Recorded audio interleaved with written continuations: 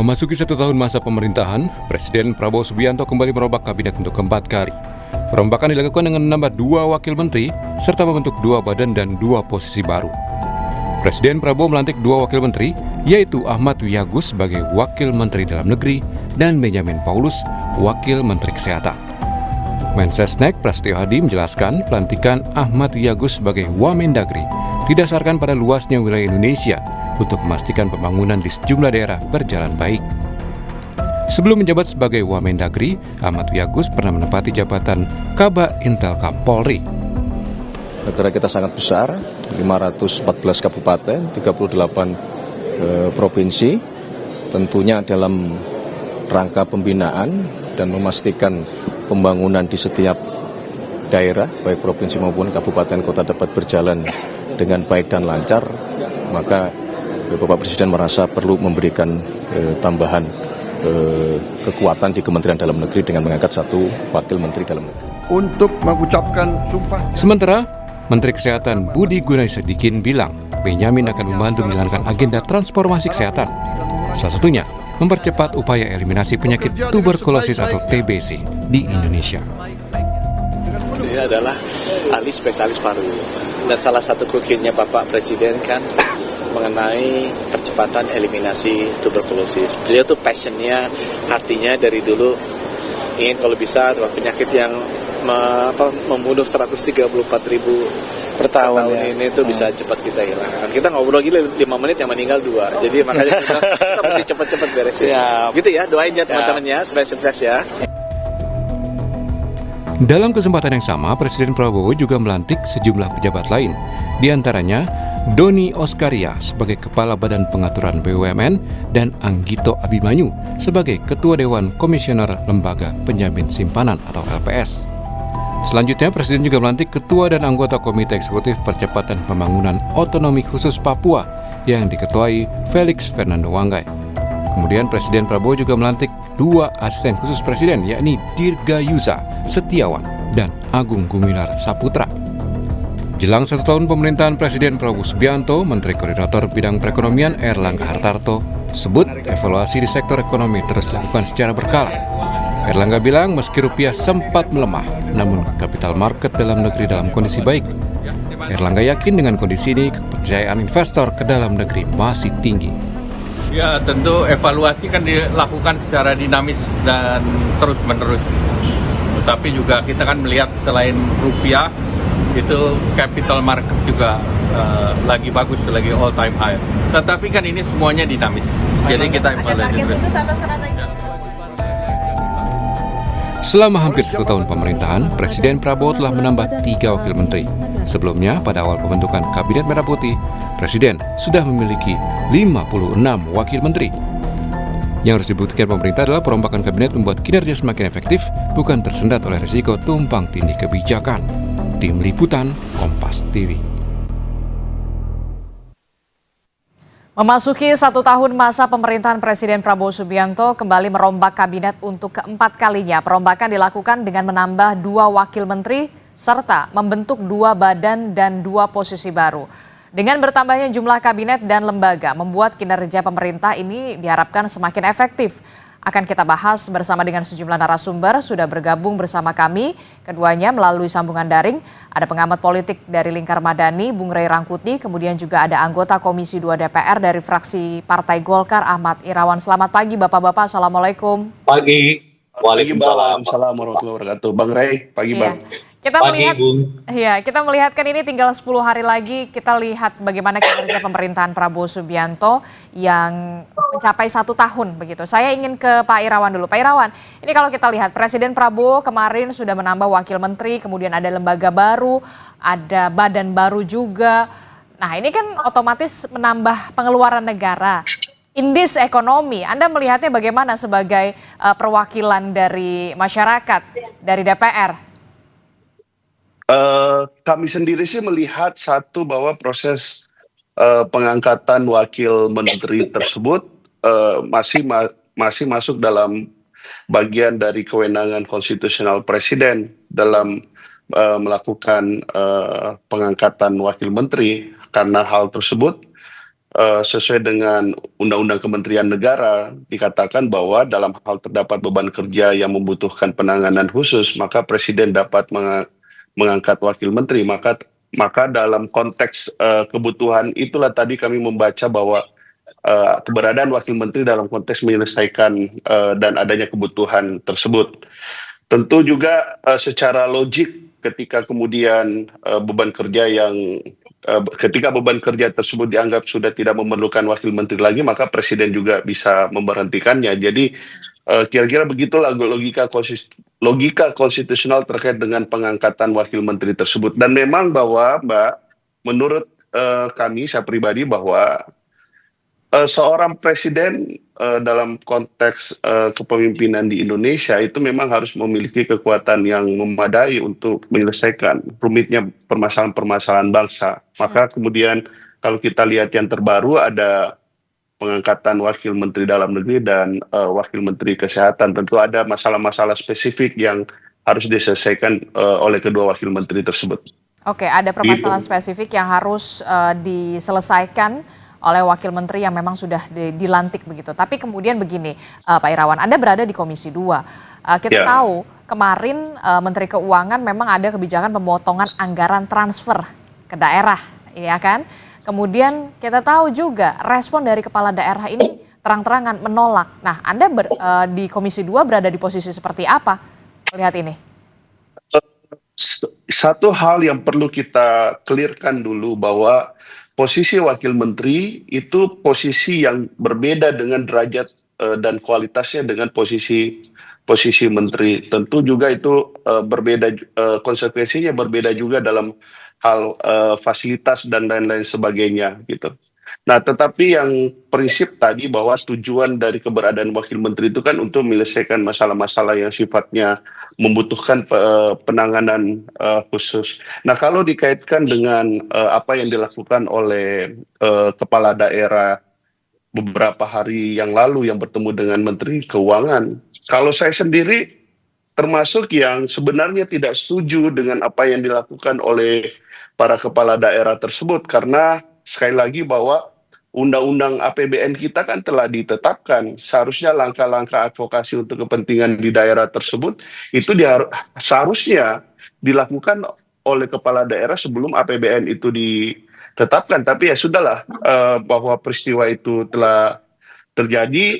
Satu hal bahwa apa yang disampaikan oleh para kepala daerah tersebut tentu akan menjadi pertimbangan Presiden, menjadi pertimbangan DPR sebagai satu masukan bahwa ke depan apa yang disampaikan oleh berbagai kepala daerah tersebut harus menjadi bagian penting dalam proses kita dalam penyusunan APBN. Meskipun kami sejak awal di Komisi 2 memahami apa yang dilakukan oleh para kepala daerah sekarang, karena memang pemotongan dana transfer ke daerah tersebut tentu akan memberikan dampak yang nyata bagi daerah-daerah tersebut.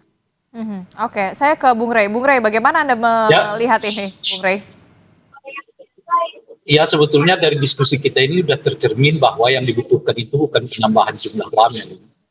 Yang dibutuhkan itu adalah satu, segera perbaiki APBN kita terkait dengan transfer dana ke daerah. Dan untuk menjawab itu tidak menambah wamen, tapi menjawabnya ya bisa nggak dana yang sekarang di nasional itu segera ditransfer ke pemerintah daerah. Nah, yang kedua, kesulitan kita secara umum sekarang sebetulnya bukan lagi administratif, tapi kesulitan kita itu adalah eksekutorial yang harus berbanding lurus dengan makin minimnya tingkat korupsi. Nah, tapi lagi-lagi yang dijawab oleh Presiden itu adalah justru menambah administrasinya dan belum tentu kepada tingkat pengawasannya, alias apakah setelah penambahan jumlah wamen ini dan beberapa pejabat di bawahnya itu otomatis akan memangkas tingkat korupsi gitu. Kan sebetulnya persoalan kita tingkat di dua itu, kalau yang sifatnya desain sistem macam-macam, saya kira udah selesai lah itu gitu. Nah, yang ketiga adalah soal efisiensi dan efektivitas. Kan kita nggak pernah mendengar teori kalau mau efisien dan efektif itu tambahin jumlah orang gitu. Yang ada kita dengar itu kalau mau efisien dan efektif itu kurangi strukturnya, kurangi jumlahnya, kurangi bebannya dan sebagainya. Nah, ini semua nampaknya langkah-langkah Presiden ini bertentangan dengan tujuannya sendiri gitu loh. tujuannya itu untuk mempermudah, ya dengan menambah banyak orang ya mempersulit, akan lebih banyak lagi birokrasi. Misalnya begini kan, kalau kita dengar argumen mengapa UAMN ditambah jadi 3 karena kita punya daerah yang sangat luas dan sebagainya. Sepanjang sejarah daerah kita ya begitu-gitu aja. Kan luas bangsa kita ini Sabang sampai Merauke nggak pernah nambah. Aha. Tapi yang kemudian diharapkan adalah begini, ketika ada penambahan wamen, ada kepala badan dan segala macam itu kinerjanya begitu ya benar-benar efektif atau enggak Anda melihatnya selama setahun ini? Nah, itu dia makanya kan kalau mau efektif itu justru bukan dengan menambah orang, mempersingkat, kan kita bisa dibantu oleh teknologi. Nah sekarang misalnya kalau kita ambil kasus dengan gubernur-gubernur itu, nanti kan akan dibuat nanti mekanismenya, kalian ngadu deh ke wamen yang sono, yang Indonesia bagian timur, ngadunya ke Indonesia yang bagian barat. Jadi justru itu seperti melindungi menterinya sendiri dan kemungkinan bertemu dengan kepala-kepala daerah gitu. Karena harus dibuat dulu birokrasinya, ketemu dulu dengan wamen yang di sana, ketemu wamen yang di sini gitu.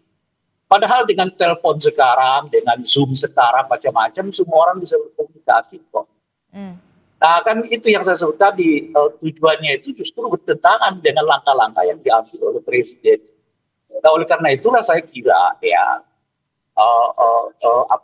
penambahan jumlah wamen, terus menambah jumlah jabatan-jabatan lain. Saya kira ini nggak lepas dari politik bagi-bagi gitu ya, yang dilakukan oleh Pak Prabowo. Itu yang pertama.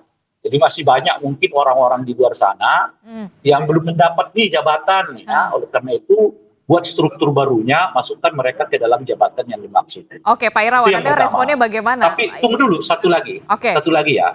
Kalau yang terkait dengan wamen di Kementerian Dalam Negeri dan wamen di Menteri Kesehatan, saya melihatnya itu bagian dari upaya untuk mencoba mengeliminasi kekuatan-kekuatan lain yang masih berhubungan dengan Pak Jokowi gitu loh. Oke. Menteri Tito itu kan dibawa oleh Pak Jokowi. Menteri yang sekarang kesehatan juga dibawa oleh Pak Jokowi. Nah sekarang mungkin secara perlahan mereka tetap berada di dalam posisi yang sama, tetapi kewenangannya udah mulai ditransfer ke wakil-wakil ini, gitu. Alias Menteri Dalam Negerinya, Menteri Kesehatannya nggak lebih dari sekedar administratif, bukan lagi mungkin nanti pengambil kebijakan yang strategis. Oke, bagaimana respon Anda Pak Irawan terkait dengan apa yang ditanggapi oleh Bung Ray Rangkuti soal bagi-bagi, kemudian soal meminimalisir juga tugas dan kewenangan dalam tanda kutip menteri yang kemudian dibawa oleh Presiden sebelumnya Joko Widodo. Anda punya jawaban soal ini? Kalau itu kan pendapat Bang Ray, tapi kalau saya melihat ada 3 hal. Satu, yang pertama kita memiliki banyak persoalan bangsa. Yang kedua adalah kaitannya dengan adanya kebutuhan untuk menangani persoalan secara spesifik.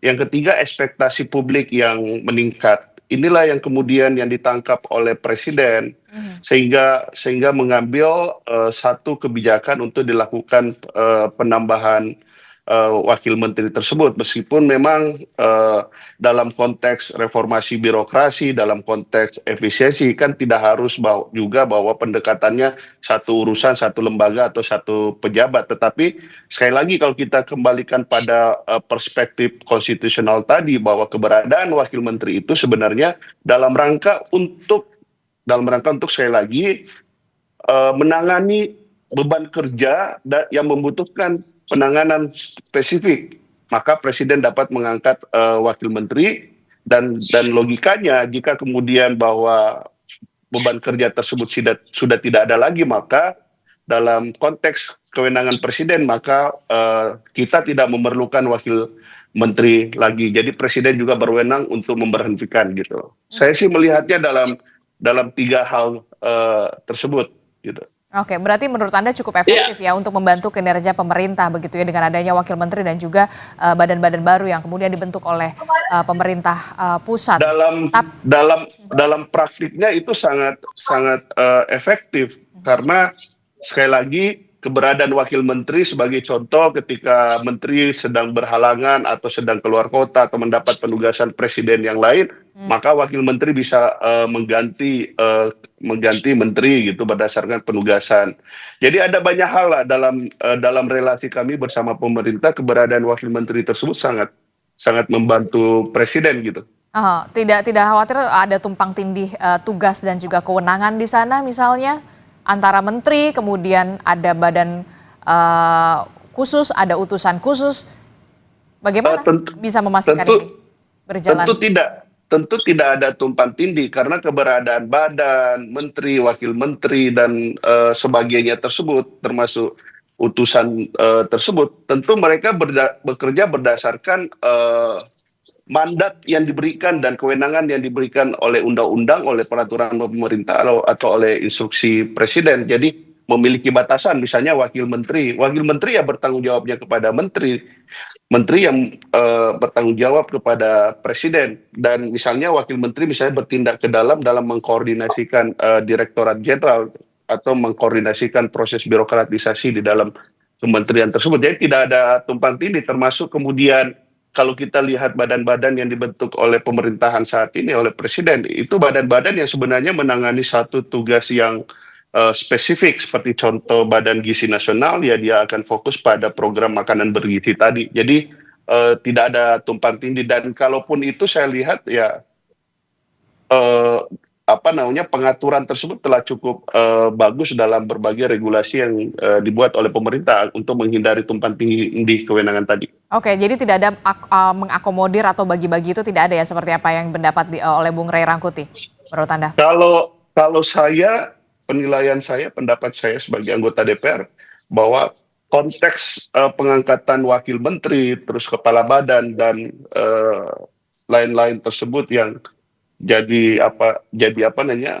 pendapat Bang Ray tadi, saya tidak melihat itu dalam konteks bagi-bagi jabatan. Saya melihat dalam konteks 3 hal. Satu, bahwa menyelesaikan rumitnya berbagai persoalan bangsa. Yang kedua tadi adalah ekspektasi publik yang tinggi gitu, sehingga membutuhkan penanganan secara khusus. Yang ketiga adalah dalam rangka proses akselerasi, sebenarnya justru bisa memotong rantai birokrasi dan tanggung jawabnya tersebut langsung kepada presiden. Oke, Anda mengatakan menyinggung soal ekspektasi publik yang meningkat begitu ya, banyak permasalahan yang semakin kompleks begitu ya. Anda melihat dengan adanya, taruhlah kita contoh Badan Gizi Nasional, kita tahu program MBG ini sudah memenuhi, sudah bisa diselesaikan oleh BGN? Ya, ini kan program baru, badan baru. Tentu bahwa ada kekurangan-kekurangan itu yang harus kita perbaiki gitu. Oke, saya ke Bung Ray. Bung Ray, bagaimana respon Anda memenuhi ekspektasi publik yang terus meningkat begitu dan juga permasalahan negara yang semakin kompleks? Masalah kita apa ya? Masalah bangsa negara kita ini apa? Maksud sih makin hari masalahnya makin besar, masalahnya yang makin kecil dong. Kan ini kan kelanjutan. Kan mestinya di zaman Pak Jokowi itu masalahnya besar, dilanjutkan oleh Pak Prabowo dengan masalah yang makin mengecil. Dan itu asumsinya, kecuali ada perubahan drastis yang dilakukan oleh Pak Prabowo yang meninggalkan kebijakan masa lalu. Ini kan tidak ada. Di zamannya Pak Jokowi sudah dianggap, sudah diklaim masalahnya kita makin mengecil. Loh kok sekarang masalahnya makin membesar? Itu kan bertentangan lah gitu. Nah, itu satu. Nah yang kedua adalah, kan misalnya lah kalau kita buat soal Kementerian Dalam Negeri, kan kita udah tahu masalahnya, terang benderang tuh. Daerah itu kekurangan uang untuk membangun. Loh kok diselesaikan dengan menambah jumlah wamen gitu loh, oleh presiden gitu. Kan itu. Nah yang kedua, nggak perlu ada lagi yang disebut dengan wamen itu Indonesia Timur. Nah kita ini kan otonom daerah-daerahnya itu. Daerahnya itu ya diberi kesempatan yang sangat luas untuk mendesain sendiri kerangka pembangunan yang mereka inginkan di luar 5 hak yang dimiliki oleh pemerintah pusat.